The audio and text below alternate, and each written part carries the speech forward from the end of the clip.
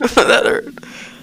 Okay. See, everything's set up. Everything. Alright. Hello. Okay. Hello and welcome to the Looba-Dooba-Doo. Ready. We're going live in 3, 2, 1. Hello and welcome to the first ever installment of the Beyond the Huddle podcast. I'm your host, Louis DiBiase, joined by 3 other analysts here with Brendan Harrington, Dave Crescenti, and Jordan Hanscom. What's going on, boys? Nothing much, buddy. It's Friday! Yeah, what's going on? What's up, Hanscom? Which means 2 days till football, so that Friday's not very exciting. Okay. A negative point of view. Down. Okay.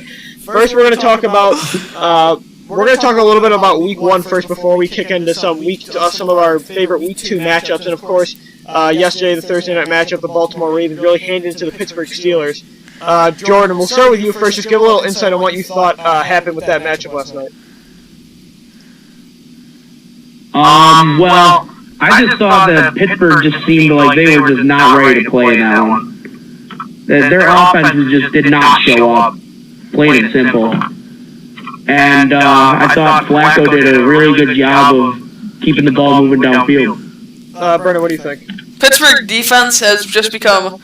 They used to be their focus. Their defense used to be fantastic. They won them a couple of championships. Now, their pass rush is nowhere. Their offense isn't very good anymore Antonio Brown is a little bit banged up, and they don't have much of a run game anymore. But the Steelers just struggled, and the Ravens capitalized on offense, and Owen Daniels showed up yesterday. Okay, honestly, I think more of it was the tale of the Ravens' defense and their pass rush really getting to Roethlisberger and not allowing the Steelers really to push the ball downfield. And Antonio Brown, after that big hit, I don't know about you guys, but I don't think he really looked the same. Yeah, that's what I said. He was banged up. I mean, he missed a drive or two, and he just really didn't look into it. And Jimmy Smith did a great job of stopping him, minus that last drive of the game that really had no impact. Dave, what do you think? Well, yeah, I mean, I still think the Steelers are the better team here, but like Antonio Brown is going into the game with an injury, and then he got injured into the game as well. So, like you said, he's probably their best offensive weapon. But I still like the Steelers. What makes you think the Steelers are better? Yeah, I know they got the past 6 quarters they've been outscored immensely. Okay, but when you look at comparing the two offenses to start, who do you like better at quarterback, Flacco or Roethlisberger? You like Roethlisberger better, obviously. But Roethlisberger's old. Backs, obviously, Le'Veon Bell. And then receivers, it's close, but I'd still go with the Steelers for the Antonio Brown, what he brings to the table. The Steelers' defense is incredibly bad. Incredibly bad? Yes! They let Brian Hoyer tear them apart. I don't know about that. Yeah, they did. They gave up a 24-point comeback. Honestly, I agree with Brendan. I think. Go ahead.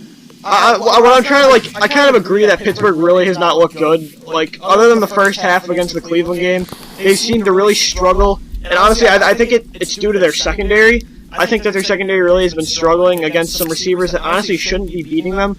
And what do you guys think? Because I think this AFC North, honestly, is wide open. It's anyone's for the taking.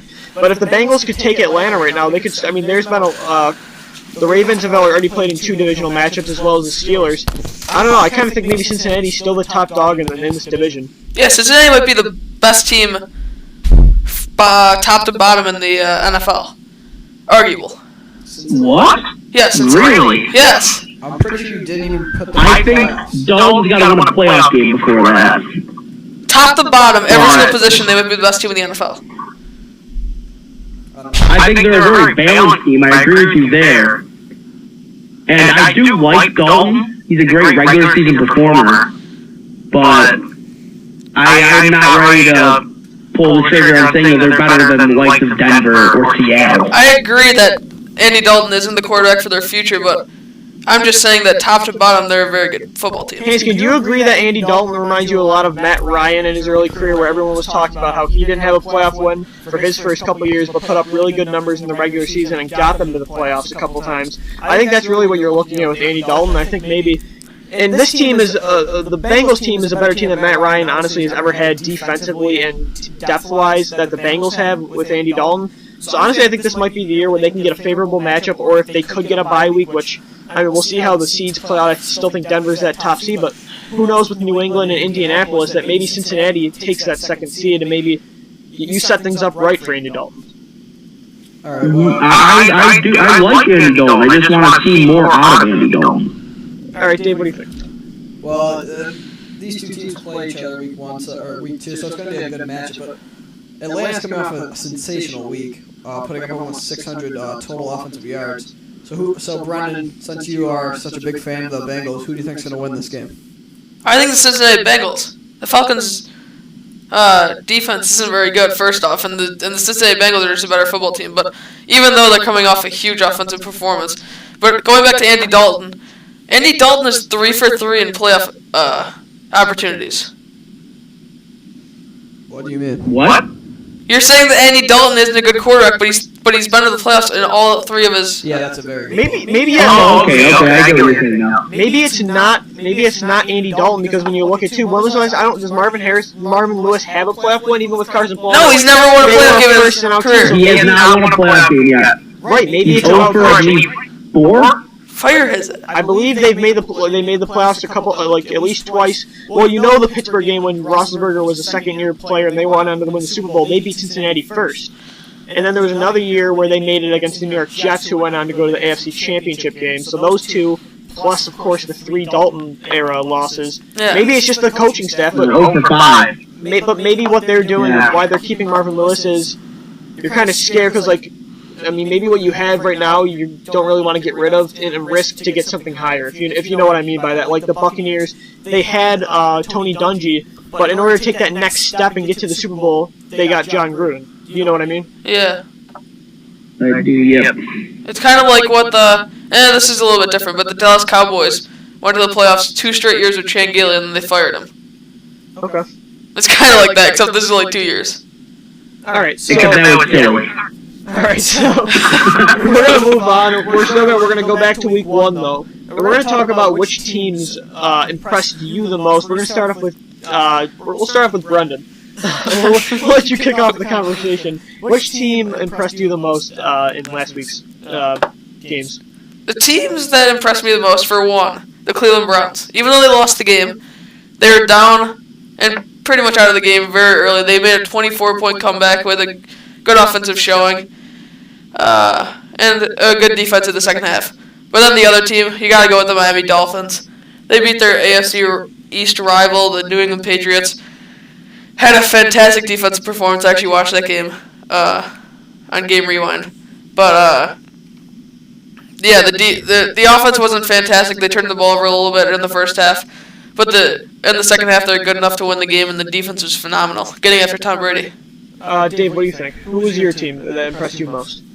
Well, a team overall, maybe the Atlanta Falcons. Like I mentioned a little bit before, obviously their defense needs to step it up, but still their offense just was amazing. Matt Ryan came out through 448 passing yards, didn't throw an interception, so I really, if their offense continues to play anywhere near how they played last week, their defense really isn't going to need to do as much as people are talking about the Falcons' defense. And Hanskin, what do you think? Team that impressed you the most? My pick is Tennessee.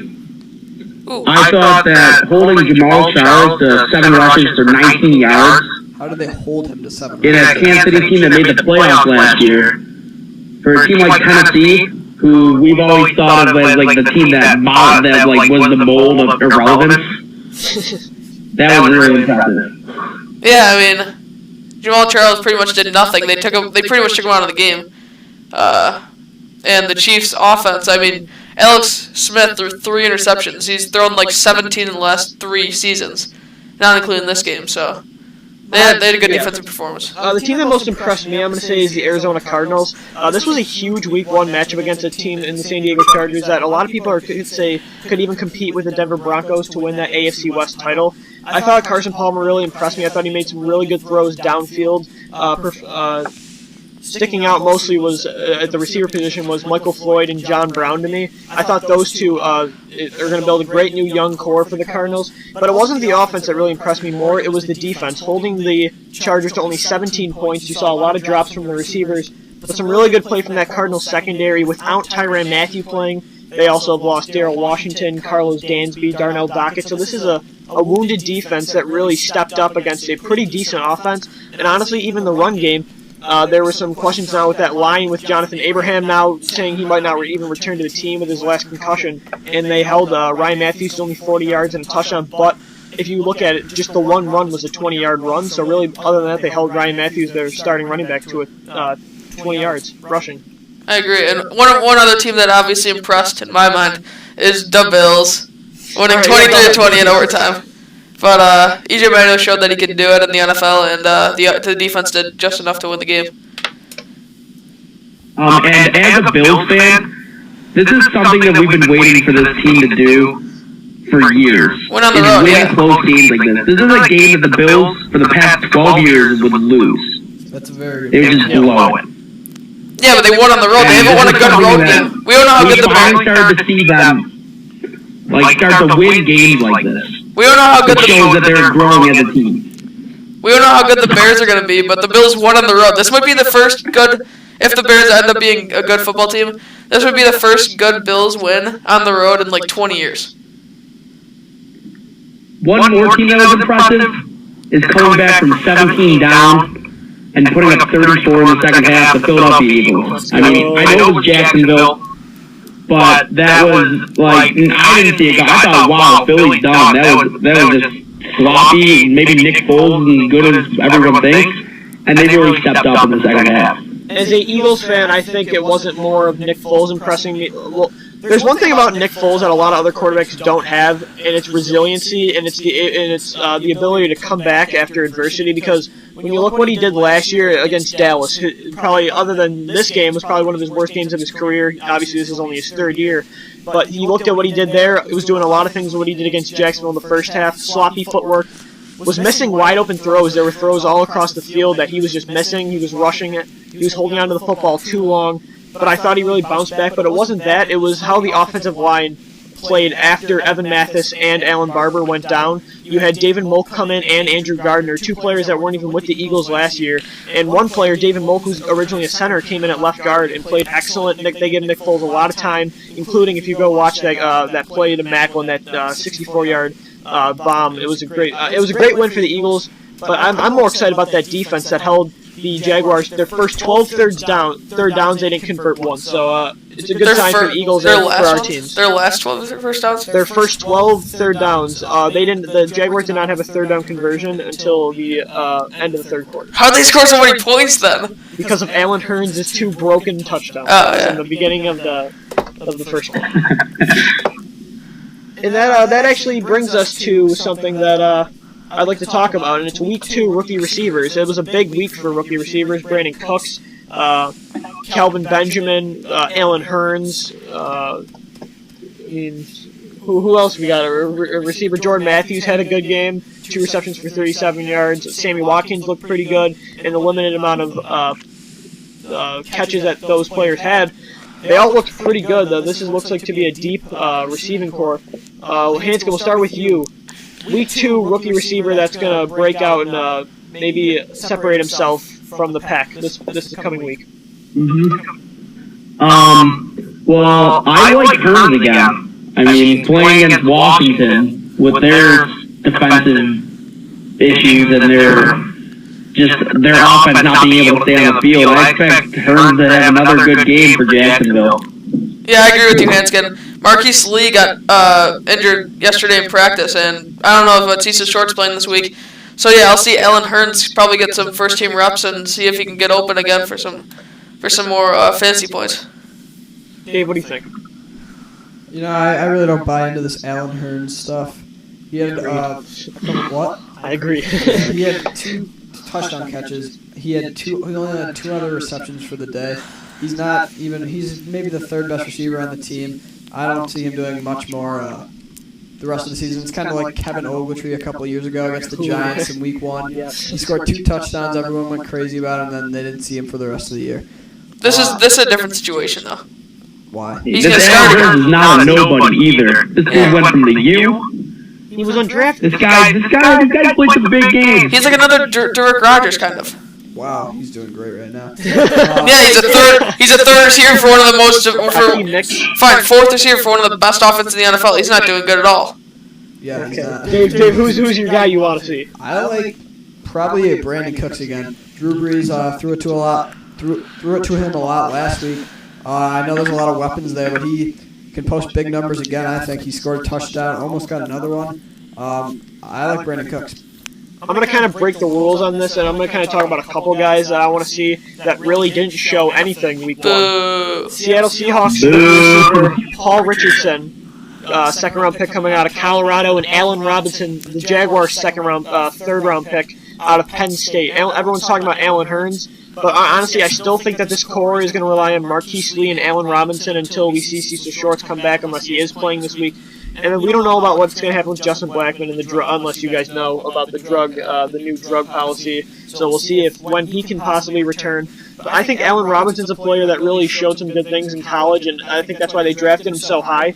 And they really didn't use him a lot. Exactly. And they didn't show a lot of him last week. I don't know why it is. Maybe they've just been more impressed with Hurns. But Marquise Lee had a solid game, but I really think they're going to try to implement Robinson into the offense, kind of a bigger receiver that can really help move the chains against the Redskins team that really just doesn't look good in the secondary, a depleted secondary. So those are two guys that I want to see break out that we didn't get to see last week, but the guy that I think you're gonna end up just seeing even more of is Kelvin Benjamin, and I think he's gonna grow his rapport with Cam Newton in his first return this week. So we'll see how he does with Cam compared to Derek Anderson. And a guy that we're forgetting about talking, Bills receiver Sammy Watkins. A little bit biased, but I think he's gonna break out maybe even this week against the Miami Dolphins, even though they have good defense. I can see him having a breakout game. The Bills need him as much as Jacksonville would need their rookies. He's still a 4th overall pick that the Bills used to draft picks. Yeah. But what I saw from the Bills offense is that the Bills they don't need him, but they're going to don't need to rely on their 4th overall pick as much, based on the fact that they love pounding the ball with the run game, and that they love spreading the ball around to Robert Woods, Mike Williams. And they really like going to Chandler a lot, which is interesting. But Okay, we're going to move on from rookie receivers, and now we're going to talk about we talked about some good teams that looked in Week 1, but what about some teams that looked really bad in Week 1, and that seasons already look very faded away their chances at a playoff berth, even though it is only Week 2. But which team's season look serious in jeopardy? We'll start with Dave. I'm going to go, this is a pretty obvious one, with the St. Louis Rams. It was such a bad game going into the Vikings against the Rams, but the Vikings just blew them out of the water. As you know, the Rams lost their starting quarterback with Sam Bradford. Then Chris Long, we heard a couple days ago, is out for a month or two or something like that. So, I really don't see the Rams doing that good throughout the whole season. Well, Hanskin. I am probably going to have to pull the plug on Washington. Ooh. I just think RG3 is just a shell of himself. And, this was a game that I thought that team was going to win if they supposedly have the great QB advantage between RG3 and Fitzpatrick. Fitzpatrick beat him. Just overall beat him in that game. And J.J. Watt just decimated that line. J.J. Watt dominated that game. Just doesn't look like. If you can't even contain him at all, that spells disaster for your own line. This is okay. Keep going. RG3 just did not impress. He seemed to get worse and worse every game he played since that knee injury. This is what I'm thinking about RG3. As much as I'm not a big fan of RG3 or the Washington Redskins, I honestly think the move to pick up Jay Gruden as your head coach was probably the worst decision they could have made for RG3, because they're not utilizing his skills at all like they did his rookie year with the read option and him being able to run the football. They're keeping him cooped up in the pocket, forcing throws. Honestly, I don't think that's the kind of player he is. He can do that, and he can be an effective pocket passer. But all the mobile guys you see are effective when they can when they can make plays with their feet and their arms together, and I don't think that's what Jay Gruden really has in mind. I've been seeing a lot of the same things that he drew up with Andy Dalton in Washington in that first game, and it didn't work. As you saw, it was a bunch of checkdowns to Pierre Garçon and Roy Halou, and I agree with that they're a faded team, but the team I'm going to choose is the New York Giants. I just think Eli Manning's shot. I'm just gonna play it in sight. I think they're shot. He's shot. Yes, I think the new offense doesn't work with Eli Manning. I think he just can't stop turning the football over, and I don't think the receiving core is that good. Hence why they picked up Odell Beckham, who has not been on the field. And I just think that that offense is just going to hold them back this year. I think it's the end of Eli Manning's era in New York.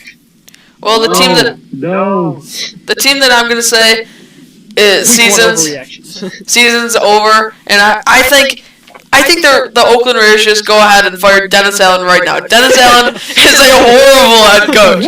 Oh my God! Hanson, you're going to tell me right now you're going to defend Dennis Allen? I'm not ready to pull the plug on Dennis Allen. Oh my God! I would have fired him 3 years ago. He wasn't even with the Raiders 3 years ago. He's a horrible head coach. Okay. I'm not gonna put the blame on him, but Derek Carr and the Raiders offense went 3 and out. Like I watched the Jets versus Raiders game. They went 3 and out like 8 to 10 times in one game. They scored 14 points, and most of them or 7 of them were in the end of the fourth quarter. I mean, their defense played all right against the Jets. Who on that Raiders team is a playmaker? It doesn't matter. Marcel Reese, bud. It definitely does matter. That dude should have been fired before he even got hired. That dude is a loser. You fired Gus Bradley because Jacksonville's offense was anemic because they had no talent either? No. What was Dennis Allen before he was on the Raiders? Okay, but Gus Bradley's more of a defensive-minded coach. And they have Blake Bortles on the sideline. It's a completely different situation in Oakland. Oakland is done. They might go 0-16. They're horrible. That's because he hasn't brought in any talent. They signed the entire Pro Bowl 2008 roster this year. It's not his job. He's a coach. Okay, but he hasn't done a good job with any of the roster. That Doug Marrone couldn't sign a big name free agent. Good. That's not a thing. They got some players this offseason.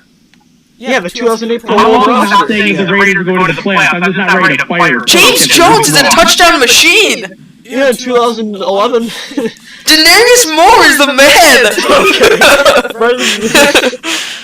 I thought you were going to go with the Cowboys so we could just talk about the NFC League for like 10 minutes. No, the Dallas Cowboys, to me... Their defense played better than what they were. Defense did play better than what they were expected. They were expected, 52 points against weekly?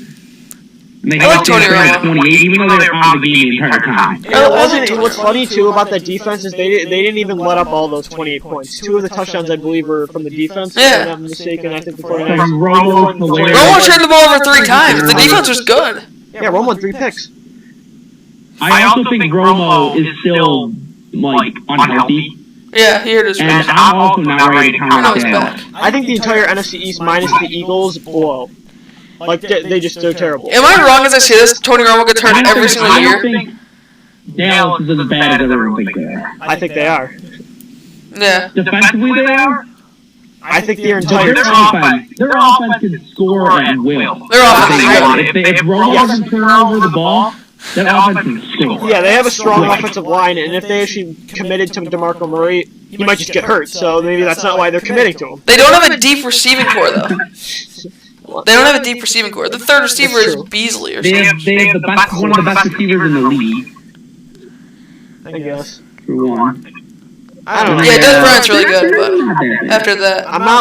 And they always find a way to be 8-8. I'm thinking the more and more Jerry Jones thinks about it, the more and more he wanted Johnny Manziel back. Jason Garrett should be fired, too.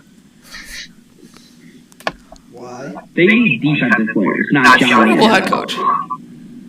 What I think about Jason Garrett is, I think this is what Jerry Jones' thought process is.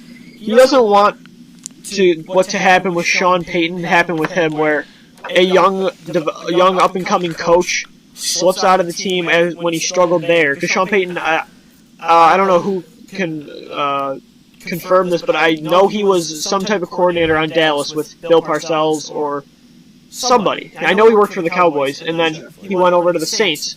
Yeah, if you could, and that's kind of Jason Garrett's a young guy. He's always been with that organization back in the time when he was a backup for Troy Aikman, and I think now, I mean, they just don't. They're kind of skeptical that he may go somewhere else and he may succeed, but he refuses to commit to the run at all, and I don't know if it's because of their unreliability in DeMarco Murray. No, because they're always going back.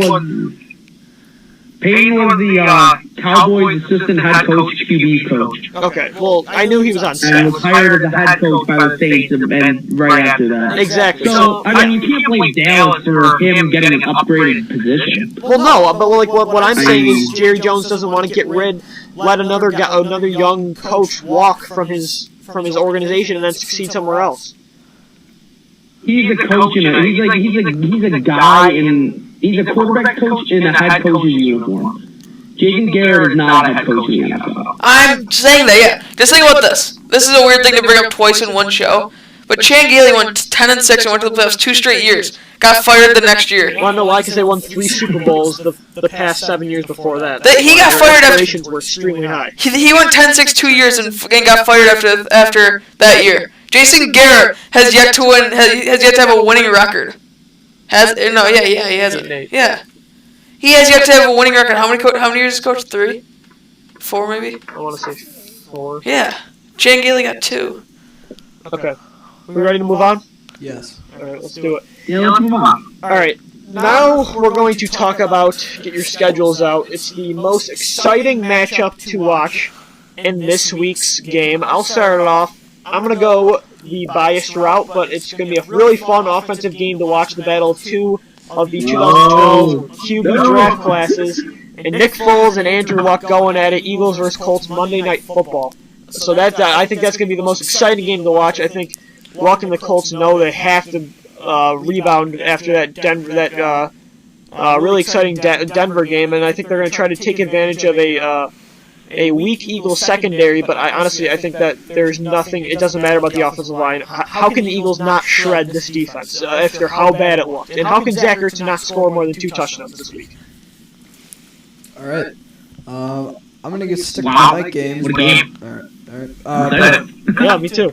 I'm going to stick with the night games. I'm going to go to Sunday night with the Bears versus the 49ers.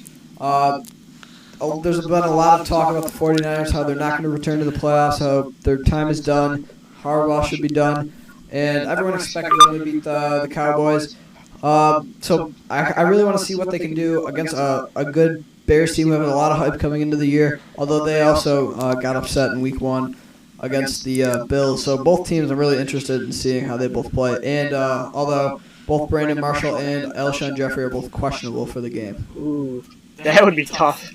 I'm not liking the schedule for this week, but I'm gonna have to go the unpopular route. Jaguars at Redskins. Oh my god! I'm just kidding. I'm gonna actually go with the weird game, which I don't like. I usually don't like watching NFC football, but I'm gonna have to go with two games that I enjoy this week. Lions at Panthers. Cam Newton's return. Yes. I like that game, and then I like Seahawks at Chargers. Okay, Hanskin, what do you think?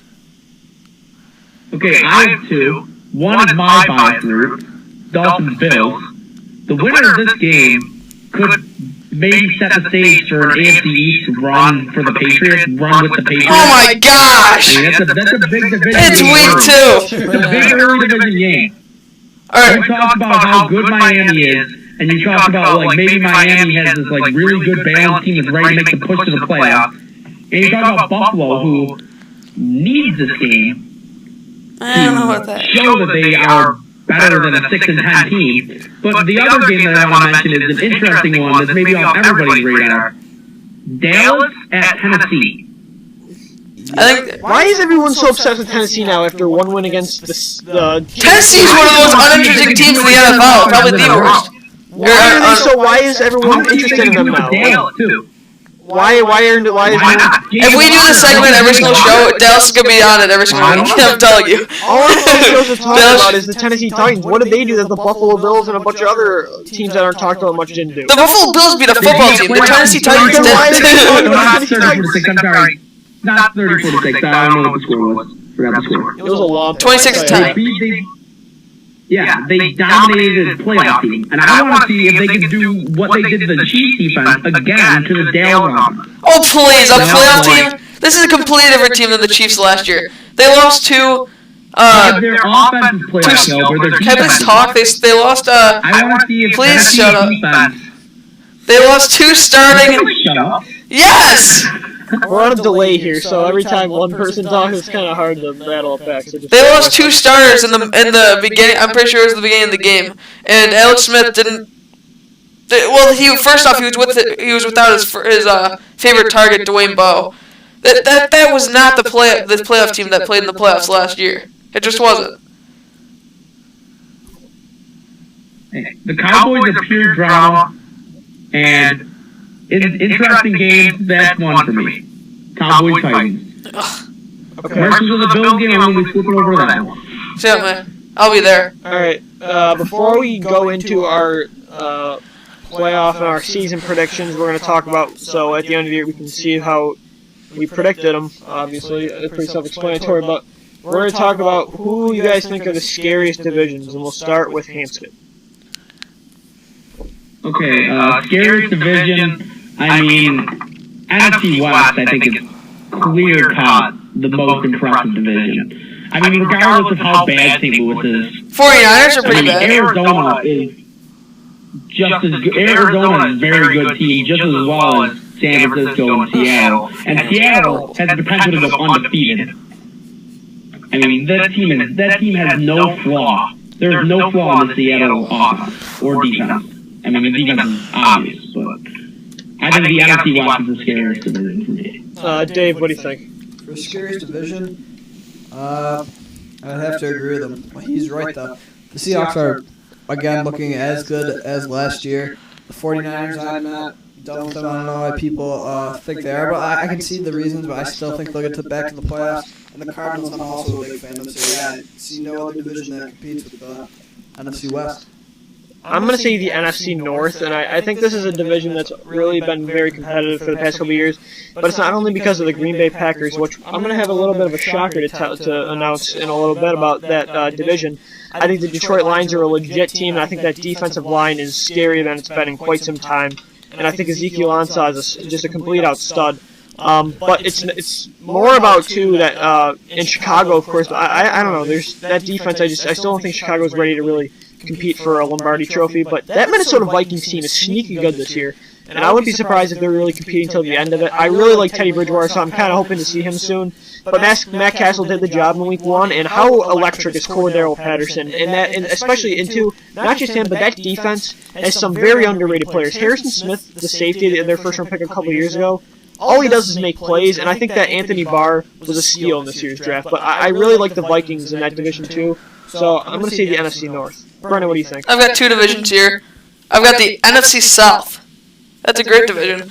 I mean, Tampa Bay didn't show like they're trash. They showed that they're run by Josh McCown and who's their Lovie Smith. But the Panthers won without their starting quarterback. They played with Derek Anderson. And the Atlanta Falcons were electric, and that was an offensive showing. Both the defenses were pretty bad, which I saw going into this, but I mean a complete shootout there, and that's a great division. Then I also got the NFC North. Agreeing with Louis, that's a great division too. Chicago looks to be good this year. Minnesota beat the Rams. I don't know how good they're going to be. Then you got the Lions, who completely dominated the Giants, who are falling. And you got Green Bay, who lost to Seattle, but they should be a good team also. So that's 4 good teams. All right. When we come back, we're going to be doing our playoff predictions here on the Beyond the Huddle podcast.